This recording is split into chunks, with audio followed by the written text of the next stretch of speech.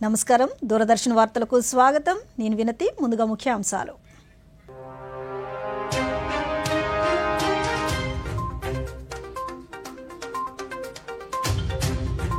ఢిల్లీ విజ్ఞాన్ భవన్లో అంతర్జాతీయ మానవ హక్కుల దినోత్సవ వేడుకలు. అట్టడుగు వర్గాల హక్కుల కోసం మానవ హక్కుల కమిషన్, న్యాయ వ్యవస్థలు కృషి చేస్తున్నాయన్న రాష్ట్రపతి ద్రౌపది ముర్ము. ఈ నెల 17న ఆంధ్రప్రదేశ్లో రాష్ట్రపతి పర్యటన. మంగళగిరి ఎయిమ్స్ స్నాతకోత్సవంలో పాల్గొననున్న ద్రౌపది ముర్ము. ఆంధ్రప్రదేశ్ రాజధాని అమరావతిలో చేపట్టాల్సిన పనులకు రాష్ట్ర ప్రభుత్వం ఆమోదం. సిఆర్డీఏ ఆమోదించిన 20 సివిల్ పనులకు ఆమోదం తెలుపుతూ ఉత్తర్వులు. రేపు smart India hackathon 2024 grand finale. దృశ్య మాధ్యమం ద్వారా పాల్గొననున్న ప్రధాని మోదీ. బంగాళాఖాతంలో తీవ్ర అల్పపీడనం. రాష్ట్ర వ్యాప్తంగా పలు జిల్లాల్లో వర్షాలు పడే అవకాశం. వార్తల్లోని వివరాలు. ప్రస్తుత డిజిటల్ యుగంలో సవాళ్లు పొంచి ఉన్నాయని భారత రాష్ట్రపతి ద్రౌపది ముర్ము పేర్కొన్నారు. సామాజిక మాధ్యమాల్లో అసత్య సమాచారం విస్తృతంగా వ్యాప్తి చెందుతోందని ఆందోళన వ్యక్తం చేశారు. సైబర్ నేరాలు, డీప్ ఫేక్, ప్రజల గోప్యతకు భంగం వంటి విషయాలు మానవులకు కొత్త ముప్పుగా పరిణమిస్తున్నాయన్నారు. వీటిని నివారించాలంటే ప్రజల హక్కులను, గౌరవాన్ని కాపాడే డిజిటల్ వాతావరణాన్ని కల్పించడం చాలా ముఖ్యమని పేర్కొన్నారు. ఈరోజు అంతర్జాతీయ మానవ హక్కుల దినోత్సవం సందర్భంగా ఢిల్లీలోని విజ్ఞాన్ భవన్లో నిర్వహించిన కార్యక్రమంలో రాష్ట్రపతి మాట్లాడుతూ భారత్ అభివృద్ధి చెందిన దేశాల సరసన నిలిచేందుకు తీవ్రంగా కృషి చేస్తున్న నేపథ్యంలో సైబర్ నేరాలతో పాటు వాతావరణంలో వచ్చే వివిధ రకాల మార్పులను ఎదుర్కొంటోందని పేర్కొన్నారు. సమాజంలోని అట్టడుగు వర్గాల హక్కుల కోసం జాతీయ, రాష్ట్రాల మానవ హక్కుల కమిషన్లు, న్యాయ వ్యవస్థలు అలుపెరగకుండా కృషి చేస్తున్నాయని ముర్ము తెలిపారు. इस नई सोच का एक बेहतरीन उदाहरण है स्वच्छ भारत मिशन, जो स्वच्छता को एक बुनियादी अधिकार के रूप में मैं देखता हूँ. इस वर्ष 19 नवंबर को विश्व शौचालय दिवस पर भारत ने एक अभियान. ఈ నెల 17వ తేదీన మంగళగిరిలో అఖిల భారత వైద్య విజ్ఞాన సంస్థ ఎయిమ్స్ ప్రథమ స్నాతకోత్సవంలో భారత రాష్ట్రపతి ద్రౌపది ముర్ము పాల్గొంటారు. రాష్ట్రపతి పర్యటన నేపథ్యంలో అందుకు సంబంధించిన విస్తృతమైన ఏర్పాట్లు చేయాలని ప్రభుత్వ ప్రధాన కార్యదర్శి నీరబ్ కుమార్ ప్రసాద్ సంబంధిత శాఖల అధికారులను ఆదేశించారు. రాష్ట్రపతి పర్యటనకు సంబంధించిన ఏర్పాట్లపై ఈరోజు రాష్ట్ర సచివాలయంలో ఆయా శాఖల అధికారులతో సమీక్షించారు. ఈ సందర్భంగా నీరబ్ కుమార్ ప్రసాద్ మాట్లాడుతూ దేశ ప్రథమ పౌరురాలి రాష్ట్ర పర్యటన విజయవంతం చేసేందుకు ప్రోటోకాల్ నిబంధనల ప్రకారం పొరపాట్లకు ఆస్కారం లేకుండా కట్టుదిట్టమైన ఏర్పాట్లు చేయాలని ఆదేశించారు. 17వ తేదీన భారత వాయుసేన విమానంలో గన్నవరం అంతర్జాతీయ విమానాశ్రయానికి చేరుకుని అక్కడి నుంచి మంగళగిరి ఎయిమ్స్కు చేరుకుంటారని తెలిపారు. ఎయిమ్స్ ప్రథమ స్నాతకోత్సవంలో పాల్గొని అనంతరం తిరుగు ప్రయాణం అవుతారని తెలిపారు. భారత రాష్ట్రపతి పర్యటనలో రాష్ట్ర గవర్నర్, రాష్ట్ర ముఖ్యమంత్రి, కేంద్ర రాష్ట్ర మంత్రులు తదితర ప్రముఖులు పాల్గొనున్న నేపథ్యంలో అందుకనుగుణంగా కట్టుదిట్టమైన ఏర్పాట్లు చేయాలని సంబంధిత శాఖల అధికారులను నీరబ్ కుమార్ ప్రసాద్ ఆదేశించారు.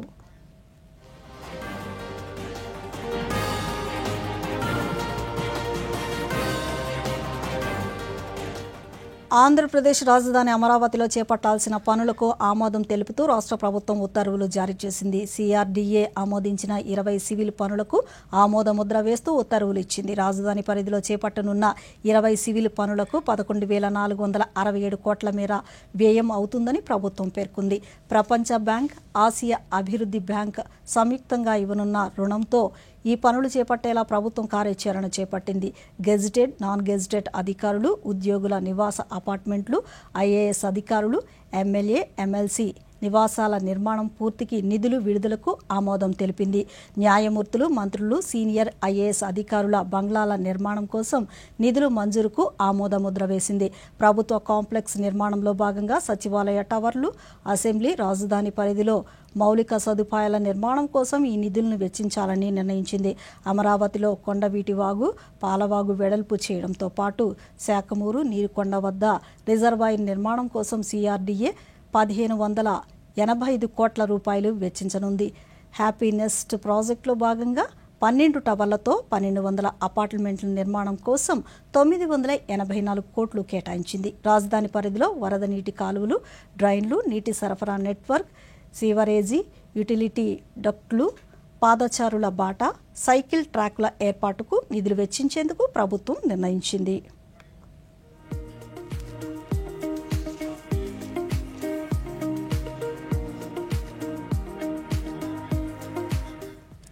ఆంధ్రప్రదేశ్లో 3 రాజ్యసభ స్థానాలకు కూటమి అభ్యర్థులు నామినేషన్లు దాఖలు చేశారు. తెలుగుదేశం పార్టీ తరపున బీదా మస్తాన్రావు, సానా సతీష్, భారతీయ జనతా పార్టీ తరపున ఆర్ కృష్ణయ్య నామినేషన్లు వేశారు. ఈ కార్యక్రమంలో మంత్రి అచ్చెన్నాయుడు, పలువురు శాసనసభ్యులు పాల్గొన్నారు. ఈ సందర్భంగా అభ్యర్థులు మాట్లాడుతూ రాష్ట్రాభివృద్ధికి తమ వంతు సహకారం అందిస్తామని చెప్పారు. అవకాశం ఇచ్చినందుకు ధన్యవాదాలు తెలిపారు. రాష్ట్రాభివృద్ధికి ముఖ్యమంత్రి చంద్రబాబు నాయుడు చేస్తున్న కృషికి తాము కూడా తోడవుతామన్నారు. రాజ్యసభ ఎన్నికలకు నామినేషన్ దాఖలు చేసేందుకు ఈరోజు చివరి రోజు కావడంతో నామినేషన్ల స్వీకరణ ముగిసే సమయానికి ఈ 3 మాత్రమే నామినేషన్లు దాఖలు చేయడంతో రాజ్యసభ సభ్యులుగా వీరి ఎన్నిక లాంఛనం కానుంది.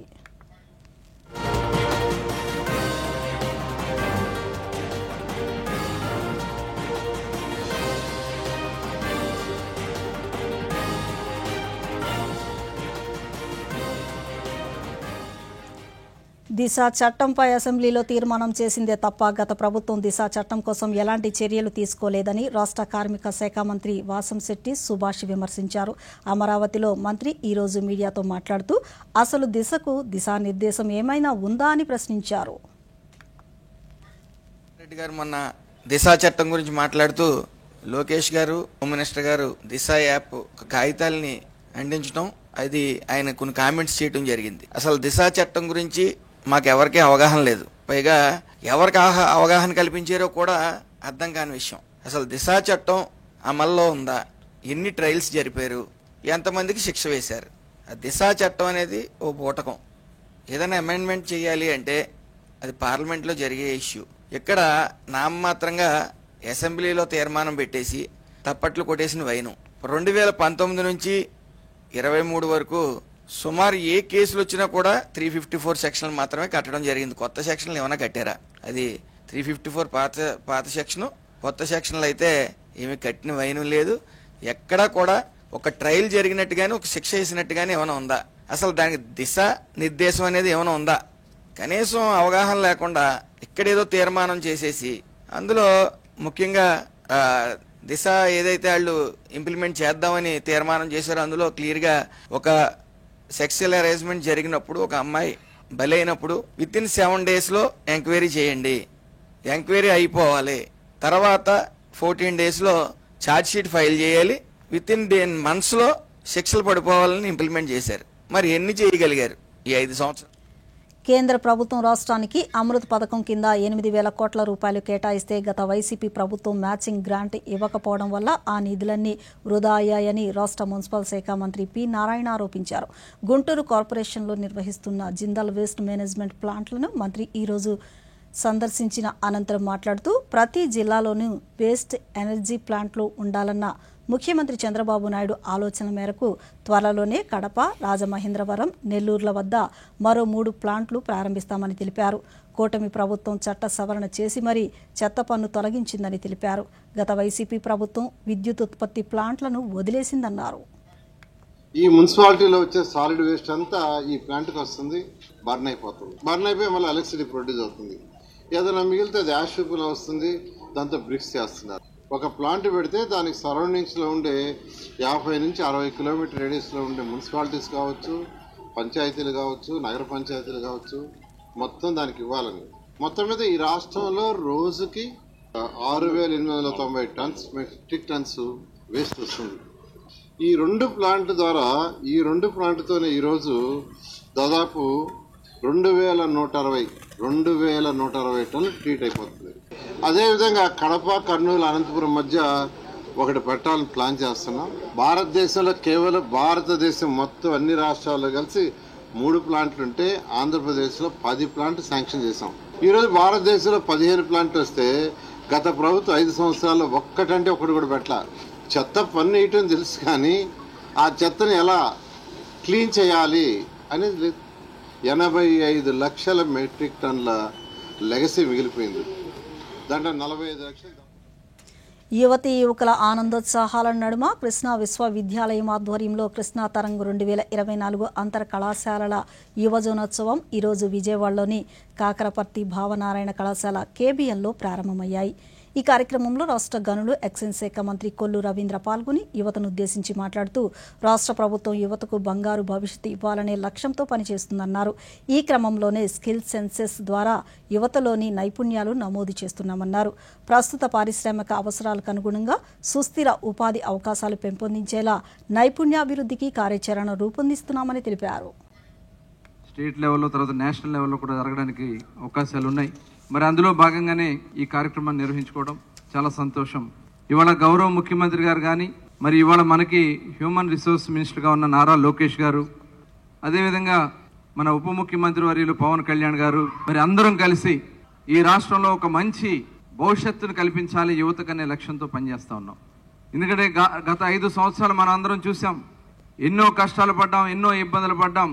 యువతంతా నిర్వీర్యం అయిపోయింది. 5 సంవత్సరాలు సరైనటువంటి ఎంప్లాయ్మెంట్ లేదు, సరైనటువంటి ఎడ్యుకేషనల్ ఇన్స్టిట్యూషన్స్లో స్వేచ్ఛగా చదువుకునే అవకాశాలు లేవు. మరి అటువంటి పరిస్థితులు ఉన్నటువంటి పరిస్థితుల్లో ఇవాళ రాష్ట్ర ప్రజలందరూ కోరుకున్నారు, ఇవాళ ఒక మంచి ప్రభుత్వం కావాలని కోరుకున్నారు. భారతదేశంలోనే కాదు ప్రపంచంలో ఏ ప్రభుత్వానికి ఇవ్వనంత మ్యాండేట్ 93% మ్యాండేట్ ఇచ్చి 144 సీట్లలో గెలిపించినటువంటి ఘనత ఇవాళ ఆంధ్ర రాష్ట్ర ప్రజలు. ఇవాళ ప్రజలు ఇచ్చినటువంటి స్ఫూర్తిని నిలబెట్టాల్సినటువంటి బాధ్యత మా అందరిపైన ఉంది. మరి గతంలో కూడా నేను అంతర్జాతీయ మానవ హక్కుల దినోత్సవాన్ని గుంటూరు నగరంలో ఘనంగా నిర్వహించారు. స్థానిక విద్యా సంస్థలో యునెస్కో క్లబ్, ఎన్జీఓ సహకారంతో నిర్వహించిన కార్యక్రమంలో పలువురు విద్యావేత్తలు, న్యాయవాదులు పాల్గొని మానవ హక్కుల పరిరక్షణ పట్ల, హక్కులతో పాటు బాధ్యతల పట్ల విద్యార్థులకు అవగాహన కల్పించారు. కార్యక్రమంలో ముఖ్య అతిథిగా విజయవాడ దూరదర్శన్ కేంద్ర ప్రాంతీయ వార్తా విభాగాధిపతి డాక్టర్ జి కొండలరావు మాట్లాడుతూ లింగ వివక్ష రూపుమాపడం ద్వారా మానవ హక్కులను పరిరక్షించడానికి బాలిక విద్యపై కేంద్ర ప్రభుత్వం ప్రత్యేక శ్రద్ధ చూపుతోందన్నారు. బాలికలు విద్యావంతులు కావడం ద్వారా వారు తమ హక్కులపై అవగాహన పెంచుకునే చర్యలు చేపడుతుందని తెలిపారు. ఆడ శిశువులు భూమి మీద కూడా పడకుండా చిదిమేసే పరిస్థితి మారేలా ప్రజల్లో అవగాహన కల్పించాల్సిన అవసరం ఎంతైనా ఉందన్న ఆయన కొన్ని సందర్భాల్లో హక్కుల కోసం పోరాడుతూ బాధ్యతలు విస్మరిస్తున్నారని పేర్కొన్నారు. ఈ పరిస్థితి మారాల్సిన అవసరం ఉందని డాక్టర్ కొండలరావు అభిప్రాయపడ్డారు. దీన్ని ఒక ఉదాహరణగా ఈ ఇతరత్వం ద్వారా మనం ముందుకు తీసుకెళ్లాల్సిన అవసరం ఎంతైనా ఉంది అని చెప్పడానికి United nations director general Guterres ఇప్పటికీ తన మెసేజ్లో చెప్పకనే చెప్పారు. మనకి ఇప్పటికే కేంద్ర ప్రభుత్వం తరఫున మీరు గమనించారో లేదో, బేటీ బచావో బేటీ పడావో, బాలికలని చదివిద్దాం, బాలికలను కాపాడుకుందాం అనే ఒక ఇతివృత్తంతో బహుళ ప్రచారానికి కేంద్ర ప్రభుత్వం నడుం బిగించింది. బాలికా విద్యకి మనం ప్రాధాన్యత ఇవ్వాల్సిన అవసరం ఉంది. బాలికల్ని చదివించాల్సిన అవసరం ఉంది. మీ చదువు కోసం, మీ జీవితం కోసం మీరు అవసరమైతే పోరాడాలని, మీ హక్కులు మీరు సాధించుకోవాలని, హక్కుల కోసం పోరాడుతూ మన యొక్క బాధ్యతల్ని విస్మరించే పరిస్థితి ఎక్కడైతే అజ్ఞానం ఉండదో, ఎక్కడైతే దుర్మార్గాలు కొనసాగవో, ఎక్కడైతే మనిషి తలెత్తుకు ముందుకు వెళ్తాడో అలాంటి సమాజాన్ని నేను కోరుకున్నాను అని గీతాంజలిలో రవీంద్రనాథ్ ఠాగూర్ ఏనాడో చెప్పారు. ఈ మత్తును వదిలి, ఈ గమ్మత్తును వదిలి, అనవసరమైన అవసరాలకి, అనవసరమైన విషయాలకి మొబైల్స్ని వినియోగించకుండా, మొబైల్ ఒక అస్త్రంగా, మొబైల్ ఒక విజ్ఞాన వేదికగా, మొబైల్ని ఒక విజ్ఞాన సూచికగా, ఒక విజ్ఞాన పరికరంగా ఉపయోగించుకోమని. విభిన్న ప్రతిభావంతుల నైపుణ్యాభివృద్ధికి భవితా కేంద్రాలను నిర్వహిస్తున్నామని పశ్చిమ గోదావరి జిల్లా కలెక్టర్ చెదలవాడ నాగరాణి తెలిపారు. భీమవరంలో ఈరోజు జిల్లా విభిన్న ప్రతిభావంతులకు నిర్వహించిన జిల్లా స్థాయి క్రీడా పోటీలను ఆమె ప్రారంభించారు. ఈ సందర్భంగా జిల్లా కలెక్టర్ మాట్లాడుతూ విభిన్న ప్రతిభావంతులు ఎవరికీ తీసిపోని విధంగా పారా ఒలింపిక్స్లో సైతం అనేక మెడల్స్ను గెలుపొందారన్నారు. ఇదే స్ఫూర్తితో జిల్లాలోని విభిన్న ప్రతిభావంతులు మరిన్ని విజయాలు సాధించాలన్నారు. క్రీడలతో పాటు చదువులో రాణించడం కూడా చాలా ముఖ్యమని, విభిన్న ప్రతిభావంతులు ప్రతి ఒక్కరూ తప్పక చదువుకునేలా సంబంధిత సంఘాలు, అధికారులు కృషి చేయాలన్నారు. ఉంటాయని తీర్చడానికి ప్రభుత్వం చేసే కృషి ఎనలేంటి. ఇందాక రామ్ కుమార్ వెంకటరమణ చెప్పారు, ఒక స్పెషల్లీ ఏబుల్డ్ పర్సన్ ఒక కుటుంబంలో జన్మిస్తే తల్లిదండ్రులకి చాలా ఎంతో ఇబ్బంది పడతారు. అదేవిధంగా ఆ విధంగా భావించుకుంటే ప్రభుత్వం ఏదైతే చేయాలో అన్నీ కూడా చేయడానికి ప్రయత్నిస్తామండి. కానీ ఇంకా అధికారుల సైడ్ నుంచి మనం చాలా గ్యాప్స్ ఉన్నాయి, అవన్నీ కూడా మనం ఫిల్ చేయడానికి ప్రయత్నించాలి. ఇప్పుడు ఈరోజు క్రీడా సంబరాలు చేసుకుంటూ అంటే ఇక్కడ జమ అవ్వడం అనేది చాలా పెద్ద కష్టమైన పని అందరికీ వచ్చి. సో ఈ సందర్భాన్ని కేవలం క్రీడలకే పరిమితం చేయకుండా పిల్లలకి ఏం అవకాశాలు ఉన్నాయి, స్టూడెంట్స్ చదువులో ఏం అవకాశాలు ఉన్నాయి, ఉద్యోగాల్లో ఏమైనా అవకాశాలు ఉన్నాయి, అలాగే చిన్నగా అవేర్నెస్గా 2-3 స్టాల్స్ కూడా. ఇప్పుడు చిన్న విరామం తీసుకుందాం. రీఛార్జ్ త్వరగా రీఛార్జ్ చెయ్యి. ఏం చేసావు? మ్యాచ్ అయిపోయింది. చెల్లింపు ఎలా అవుతుంది? టోకెనైజ్ కార్డ్ తో. టోకెన్? అవును, ఆన్లైన్ చెల్లింపుల కోసం ఆర్బీఐ టోకెనైజేషన్ తెచ్చింది. ఒకసారి కార్డు వివరాలు, ఓటీపీ, సివివి నింపి టోకెన్ తయారు చేయండి. కార్డు సురక్షితంగా ఉంటుంది, పైగా పదే వివరాలు నింపాల్సిన అవసరం లేదు. అదే సౌకర్యం, మెరుగైన భద్రత. All rounder. అదా నేనా? ఆర్బీఐ అంటుంది, విషయాలు తెలుసుకోండి, జాగరూకంగా ఉండండి. తిరిగి వార్తలకు స్వాగతం. మానవ హక్కుల దినోత్సవాన్ని కర్నూలులో ఈరోజు ఘనంగా నిర్వహించారు. మండల కార్యాలయ భవనంలో నిర్వహించిన ఈ కార్యక్రమంలో కోడుమూరు శాసనసభ్యులు బొగ్గుల దస్తగిరి ముఖ్య అతిథిగా పాల్గొన్నారు. ఈ సందర్భంగా ఆయన మాట్లాడుతూ సమాజ నిర్మాణంలో మానవ హక్కుల ప్రాధాన్యతను వివరించారు. కర్నూలు జిల్లాకు హైకోర్టు బెంచి ఏర్పాటు చేయడం రాష్ట్ర ప్రభుత్వ చిత్తశుద్ధికి నిదర్శనమన్నారు. కర్నూలు జిల్లా బార్ అసోసియేషన్ తరఫున ఈ యొక్క మండల ఆఫీస్లోని కార్యాలయంలో ఈ యొక్క హ్యూమన్ రైట్స్ దినోత్సవం ఏర్పాటు చేసి కార్యక్రమాన్ని నిర్వహించడం జరిగినది. ఈ హ్యూమన్ రైట్స్ డే అన్నది మానవుల హక్కుల కొరకు దాన్ని ఎలాగైనా సాధించుకోవడానికి మన యొక్క భారత రాజ్యాంగం రచించినటువంటి డాక్టర్ బిఆర్ అంబేద్కర్ గారు మనకి ఇచ్చినటువంటి ఒక సాగించుకోవడానికి, అలాగే ఈ యొక్క రైట్ను పొందడానికి మన రాజ్యాంగాన్ని మనకు కల్పించిన హక్కుగా భావించి ఈ యొక్క కార్యక్రమాన్ని నిర్వహించుకోవడానికి లాయర్స్ ఇక్కడికి పిలవడం జరిగింది. ఈ యొక్క లాయర్స్ కూడా మన యొక్క కర్నూలు జిల్లాకి హైకోర్టు బెంచ్ కావాలని చెప్పేసి నిరాహార దీక్ష చేపట్టడం జరిగింది. గతంలో కూడా మైనారిటీలకు కేటాయించిన బడ్జెట్ను వారి సంక్షేమం, అభివృద్ధికి మాత్రమే వినియోగించాలని జాతీయ మైనారిటీ కమిషన్ సభ్యులు సయ్యద్ షాహెజాదీ స్పష్టం చేశారు. సచివాలయంలో ఈరోజు నిర్వహించిన రాష్ట్ర స్థాయి సమావేశంలో ఆమె మాట్లాడుతూ మైనారిటీల సంక్షేమం కోసం ప్రధానమంత్రి కొత్త 15 పాయింట్ల కార్యక్రమాన్ని కేంద్ర ప్రభుత్వం అమలు చేస్తోందని, రాష్ట్రంలో ఈ పథకం పటిష్టంగా అమలయ్యేలా చర్యలు చేపట్టాలని అధికారులను సూచించారు. రాష్ట్ర కేంద్ర సర్వీసులకు నిర్వహించే పోటీ పరీక్షల్లో మెరుగైన ఫలితాలు అందుకునేలా మైనార్టీ వర్గాలకు చెందిన యువతకు శిక్షణ అవకాశాలు కల్పించాలన్నారు.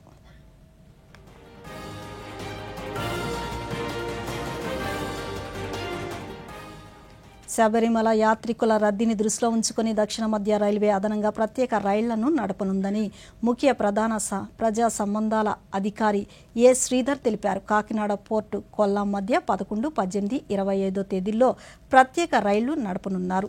అలాగే కొల్లాం కాకినాడ పోర్టు మధ్య 13, 20, 27 తేదీల్లో రైళ్లను నడపనున్నట్లు తెలిపారు. సికింద్రాబాద్ కొల్లాం మధ్య 19, 26 తేదీల్లో, కొల్లాం సికింద్రాబాద్ మధ్య 21, 28 తేదీల్లో ప్రత్యేక రైళ్లను నడపనున్నట్లు దక్షిణ మధ్య రైల్వే ప్రకటన జారీ చేసింది.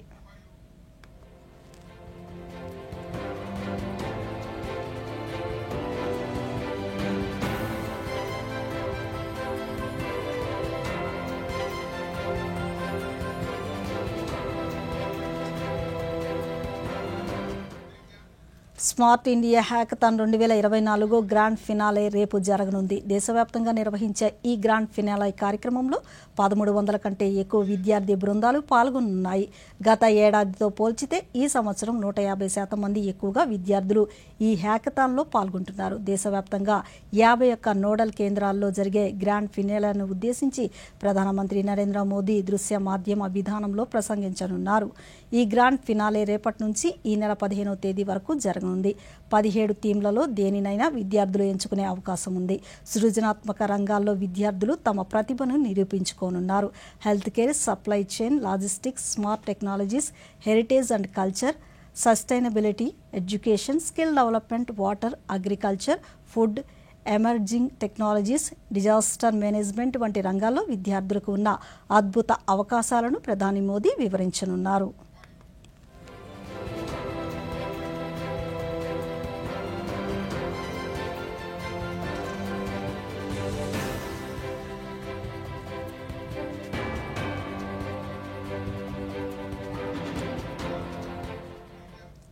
రాజ్యసభ చైర్మన్ ఉపరాష్ట్రపతి జగదీప్ ధన్కడ్పై విపక్షాలు అవిశ్వాస తీర్మానం ప్రవేశపెట్టడాన్ని ఖండిస్తున్నట్లు కేంద్ర పార్లమెంటరీ వ్యవహారాల శాఖ మంత్రి కిరణ్ రిజిజు తెలిపారు.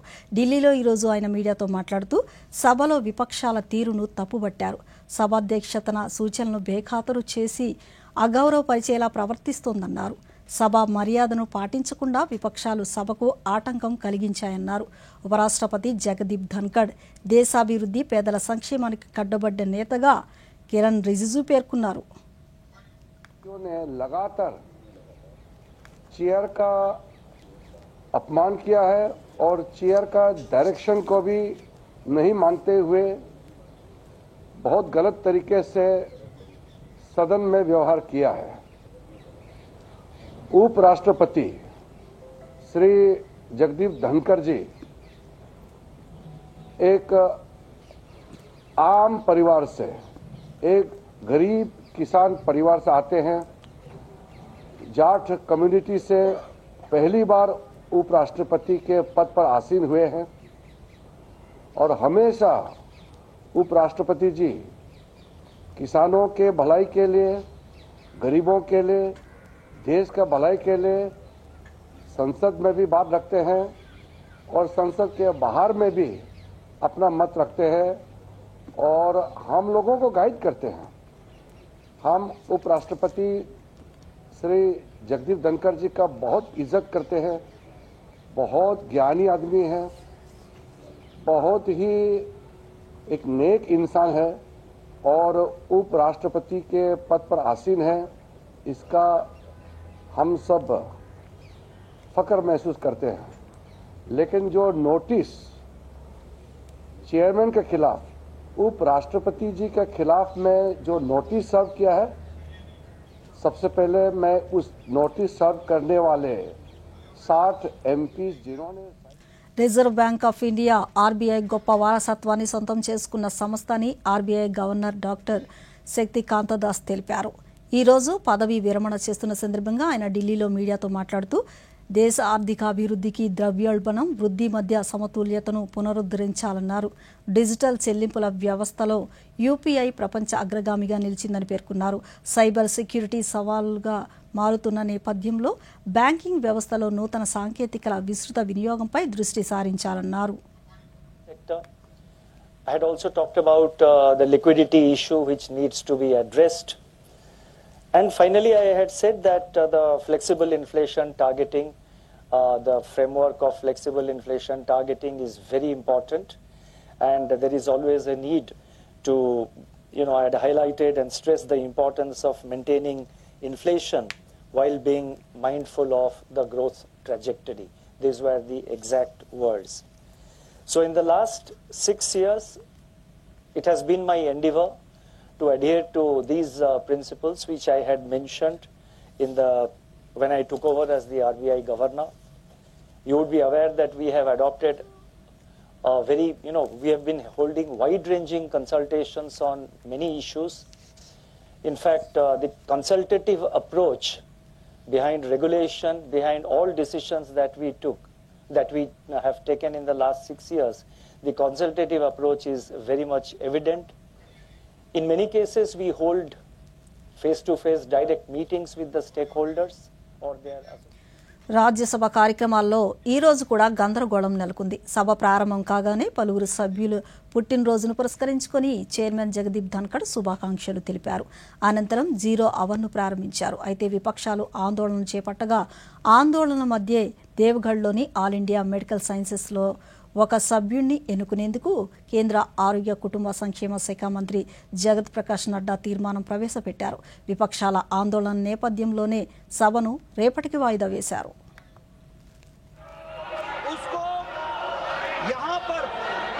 लोकसभा के सदन के विपक्ष के नेता ने उठाकर ये साबित किया है कि बाहरी शक्तियों का वो एक तरीके से औजार बन करके, टूल बन करके పార్లమెంటు శీతాకాల సమావేశాల్లో ఈరోజు లోక్సభలో స్పీకర్ ఓం బిర్లా మాట్లాడుతూ సభ అత్యున్నత గౌరవం మర్యాద కలిగిన పవిత్ర ప్రదేశంగా పేర్కొన్నారు.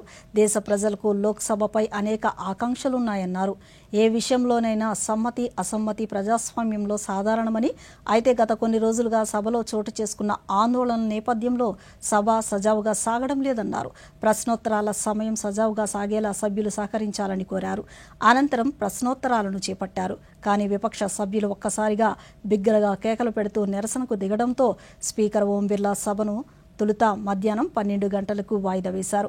తిరిగి సభ ప్రారంభమైన తరువాత కూడా ప్రతిపక్ష సభ్యులు ఆందోళనను కొనసాగించడంతో సభ రేపటికి వాయిదా పడింది. इसमें प्रतिपक्ष के बड़े नेताओं का आचरण व्यवहार भी संसदीय मर्यादा के अनुकूल नहीं है। माननीय सदस्यों, मेरा आग्रह है, चाहे सत्ता पक्ष हो चाहे प्रतिपक्ष हो, सत्ता पक्ष हो चाहे माफी मांगना चाहिए। और मैं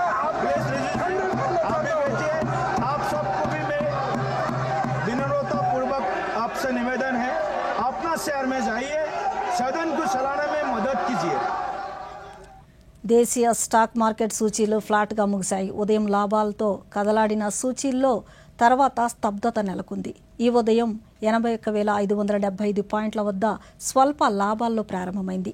మధ్యాహ్నం వరకు మోస్తారు లాభాల్లో కదలాడిన సూచీలు ఇంట్రాడేలో 81,182, 81,726 మధ్య కదలాడింది.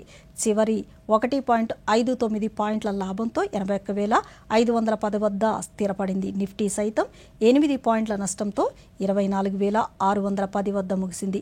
డాలర్తో రూపాయి మారకం విలువ ₹84.85గా నమోదైంది.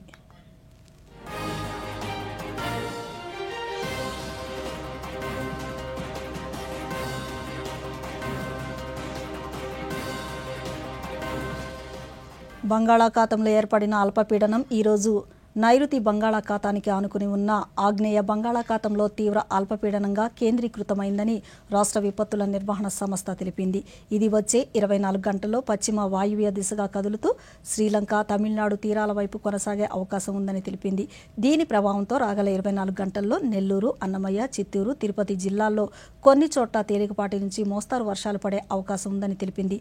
అలాగే ఏలూరు, కృష్ణా, ఎన్టీఆర్, గుంటూరు, బాపట్ల, పల్నాడు, ప్రకాశం జిల్లాల్లో కొన్ని చోట్ల తేలికపాటి వర్షాలు పడే అవకాశం ఉందని విపత్తుల నిర్వహణ సంస్థ తెలిపింది.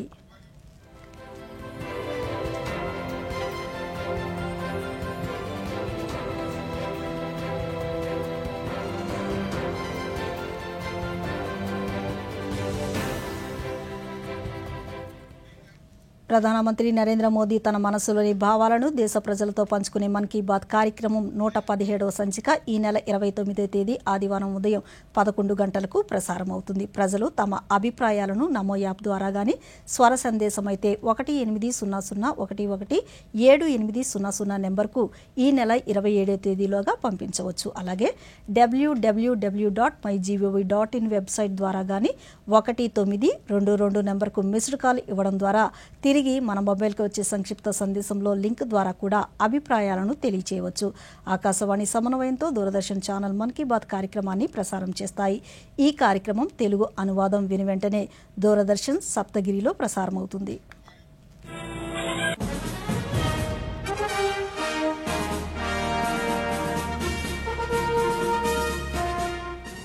Indian public broadcaster Prasar Bharati భారత్లో తన సొంత స్ట్రీమింగ్ సర్వీస్ను ప్రారంభించింది. దూరదర్శన్, ఆకాశవాణితో సహా ప్రసార భారతి నుంచి అన్ని ఆర్కైవ్లను హోస్ట్ చేస్తుంది. ప్రేక్షకులు 12 భాషల్లో 65కు పైగా లైవ్ ఛానల్స్ను ఈ ఓటీటీ ద్వారా వేవ్స్ యాప్ను డౌన్లోడ్ చేసుకుని వీక్షించవచ్చు. ప్రసార భారతి ఓటీటీ ద్వారా కొత్తగా వెలువరించిన వేవ్స్ యాప్ను డౌన్లోడ్ చేసుకోవడం ద్వారా దూరదర్శన్ కార్యక్రమాలను ప్రేక్షకులు వీక్షించవచ్చు. దీనిలో video on demand, radio streaming, live TV streaming, పలు లైవ్ ఛానళ్లు ఉంటాయి.